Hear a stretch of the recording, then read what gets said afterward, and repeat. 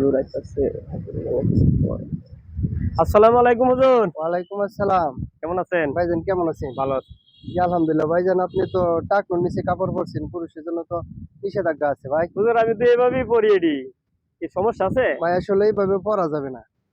টাকনুর নিচে যারা কাপড় পরে অহংকারের সাথে কিয়ামতের দিন আল্লাহ তাআলা তার দিকে তাকাবেন না। হাদিস নাম্বার হলো 5700 ওই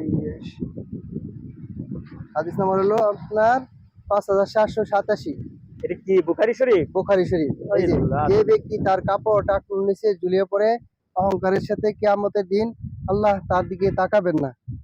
আল্লাহ। হ্যাঁ, তাহলে সহিহ তো মুসলিমেও আছে, মুসলিম হাদিসে 2085।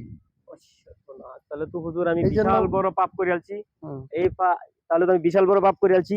জি। হুজুর আর আমি এই ধরনের কাজ আর করতাম না। তারপর ভাই আর দেখেন আমি নবী বলেন তোমার কাপড় টাকনুর উপর রাখো, কেননা তা তাকওয়ার নিদর্শন। আবু দাউদ হাদিস 4084। এদের বিষয়ে এত হাদিস। এই যে আরেকটা আছে, রাসূল সাল্লাল্লাহু আলাইহি ওয়াসাল্লাম বলেন টাকনুর নিচে যেটুকু কাপড় থাকবে তা জাহান্নামে যাবে। আল্লাহ, বিশাল বড় পাপ হুজুর। হুজুর আমি আর এগুলা করতাম না। আর আমি অন্যজনকে আপনি এরকম এরকম টুকটাক আমাদের এলাকায় তো অনেক লোক আছে যে আমরা টাকুর নিচে লুঙ্গি পরি। হুজুর আপনি সবারই কথাটি বলে দেন, ইনশাআল্লাহ। সবারই বলে দেন আমার মতো যাতে সবারই ভুল সংশোধন হয়ে হুজুর। তাহলে আপনার অনেক ধন্যবাদ হুজুর আমার ভুলটা ভাঙানোর জন্য।